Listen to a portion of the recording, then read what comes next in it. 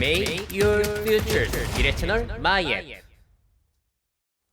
자, 다음 소식은 발전 중인 메타버스 기기들 소식이 5월 달에 많았습니다. 사실 이걸 한 2년 전만 하더라도 그냥 VR, AR, XR이라고 하고서 소개를 해드렸는데 이제는 그냥 퉁쳐서 메타버스라고 부르니까 메타버스라고 소개를 해드릴게요. 자, 제일 먼저 큰 소식이 이거죠. 현지 시간 5월 12일 저커버그가 인스타그램에 캠브리아라고 하는 차세대 헤드셋에 대한 이런 영상을 공개했습니다. 자, 내 손 움직임을 딱 추적해가지고 현실과 가상의 물체를 섞어주고 있는 모습이 나오고 있어요. 저렇게 정교하게 나의 손이 파악이 된다는 거고, 가상과 현실을 적절하게 섞어주고 아예 VR 공간처럼 만들어줄 수도 있고요. 업무를 할 때도 저런 식으로 완전히 현실과 가상을 섞어서 할 수 있을 것이라고, 운동을 할 때도 저렇게 도움이 될 것이라고 하면서 살짝 영상을 공개했습니다.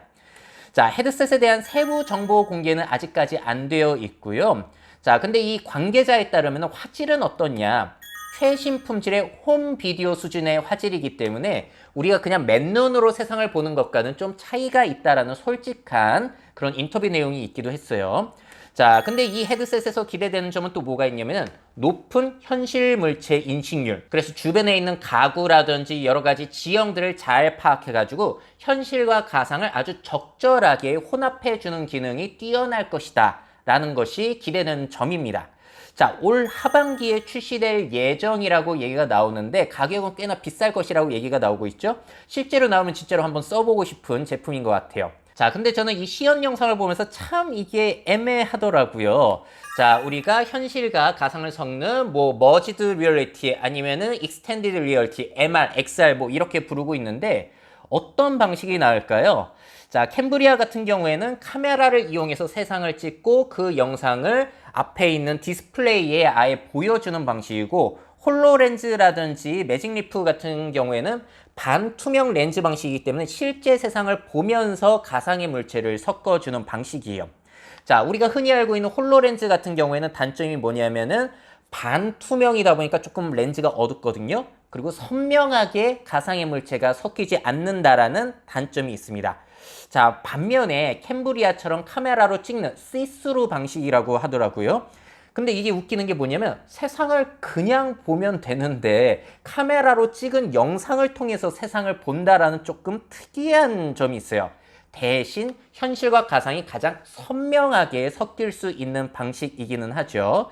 자, 그래서 캠브리아가 어떤 식으로 나올지는 모르겠지만 역시 이것도 현실과 가상을 섞는 좀 과도기적인 제품이지 않을까라는 생각이 들고, 또 한 가지 이 캠브리아의 시연 영상을 놀라기에는 애매한 것이 거기서 보여준 시연 영상들은 홀로렌즈, 매직리프에서 보여준 시연 영상과 너무나 똑같기 때문에 야, 이거 대단하네 라고 하기에는 조금 애매하다라는 부분도 있었습니다. 자, 그리고 퀄컴에서도 차세대 스마트 글래스에 대한 이런 레퍼런스를 공개했어요. 자기네가 만든 XR2 칩을 이용하게 되면 이런 것들이 가능하다라고 하면서 보여준 거거든요. 전의 방식과 다른 점은 뭐냐면은 여러분들도 LG U 플러스에서 지금 이용할 수 있는 스마트 글래스를 보시면은 이게 작고 가벼워서 좋기는 한데 스마트폰과 유선으로 연결이 되는 방식이었어요. 자, 반면에 차세대 퀄컴의 스마트 글래스 레퍼런스 같은 경우에는 이게 유선이 아니라 와이파이나 블루투스를 이용한 무선 방식이라는 점, 그리고 기존 방식에 비해서 더 가볍고 더 얇아졌다라는 그런 점들을 홍보하고 있습니다. 그리고 또 제일 큰 차이점은 스냅드래곤 XR1에서 XR2로 바뀌었다는 것이죠. 자, 다시 정리를 해보자면은 무선으로 지연 없이 작동이 되는 AR 글래스라고 홍보를 하고 있고요. 마이크로 LED 패널 2개를 달게 되고, 문제는 시야 각도가 40도로 꽤나 좁은 편이라고 해요. 예를 들어서 매직리프 2 같은 경우에는 70도의 시야각을 가지고 있는데 40도면은 상당히 적은 편이라고 보시면 되겠고, 자, 3개 외부 카메라가 탑재되어 있기 때문에 내 머리 움직임, 손의 움직임까지 추적이 된다고 합니다. 무게는 115g. 자, 참고로 제일 유명한 오큘러스 퀘스트 2, 이제는 메타 퀘스트 2죠. 그 제품이 가벼워졌다고 하더라도 무게가 503g이에요. 그러니까 그보다는 거의 5분의 1가량으로 굉장히 가볍다라고 보시면 되겠고, 제일 큰 문제는 무선으로까지 작동을 하다 보니까 이게 배터리 지속 시간이 30분밖에 되지 않는다. 제품은 가벼워졌는데 거기에다가 무선이니까 배터리 시간이 짧아질 수밖에 없는 이런 문제점이 있다고 해요.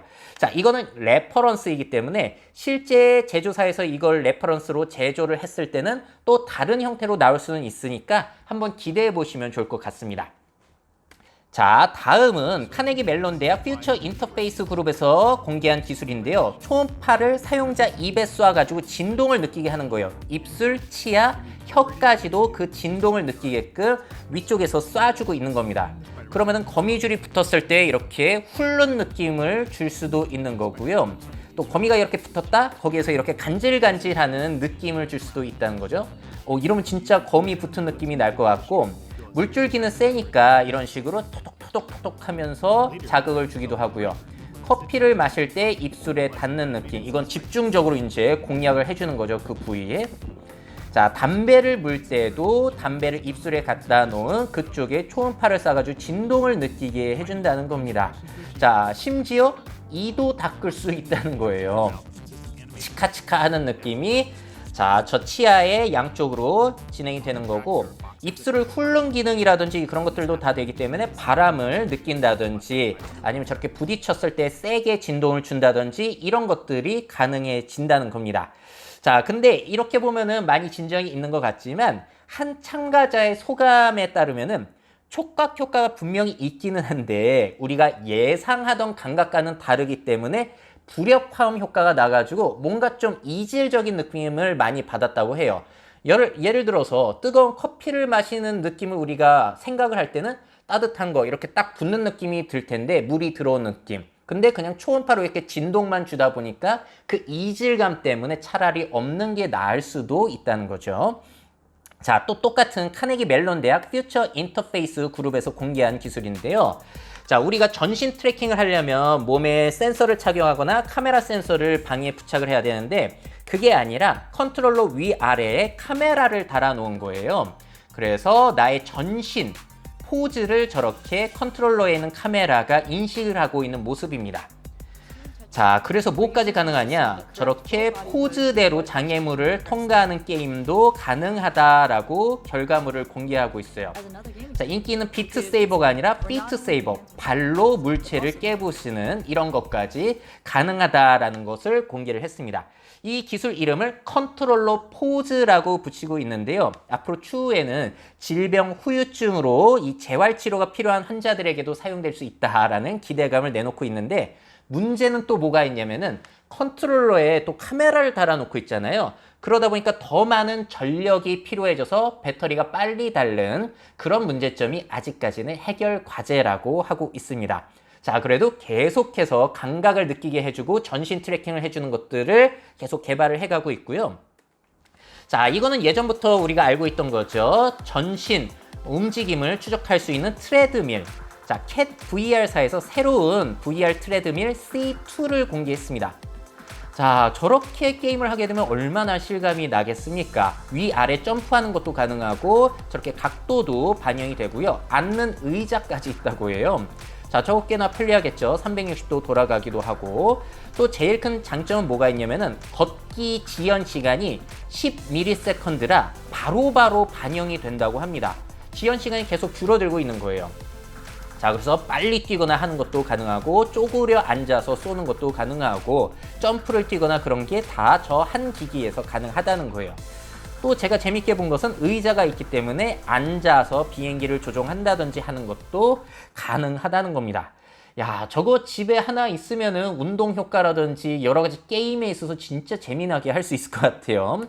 자, 어떻게 살 수 있냐면은 이게 킥스타터, 오랜만에 들어보시죠? 킥스타터에 또 펀딩이 된 건데, 이 회사가 원래부터 이 킥스타터에 2015년에 첫 제품을 크라우드 펀딩을 했었고 2020년에도 했었고 이번에 세 번째 C2가 새롭게 펀딩이 되고 있는 거예요. 가격이 얼리버드 가격, 지금 빨리 이거를 펀딩하시게 되면은 $1,000 정도이기 때문에 우리 돈으로 약 120만 원 정도이고요. 올해 7월에 배송 예정이라고 합니다. 참고로 의자 있는 그거는 C2 플러스 모델이니까 헷갈리지 않으시도록 하면 좋을 것 같아요. 그래서 굉장히 다양한 기기들이 발전하고 있잖아요. 그래서 이런 것들이 발전하게 됐을 때 우리 실생활로 들어올 수도 있을 텐데, 대중화는 과연 언제가 될 것인가? 자, 퀘스트2 제품을 사시더라도 처음에만 쓰시다가 집에 처박아 두시는 경우가 상당히 많으시잖아요. 자, 그래서 실생활로 언제 쓸지는 모르겠습니다. 일단 게임으로서는 저도 굉장히 좋다라고 보는데 업무 교육에서까지 이걸 쓸지에 대해서 의문이 상당히 많이 남아있는 편이죠.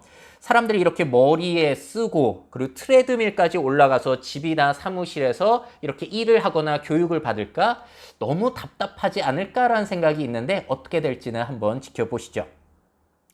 자, 미래사회 변화를 업데이트하고 싶으신 기업 및 기관, 그 밖에 미래 트렌드 교육이 필요하신 분들은 myf21 네이버닷컴 이메일로 연락주세요.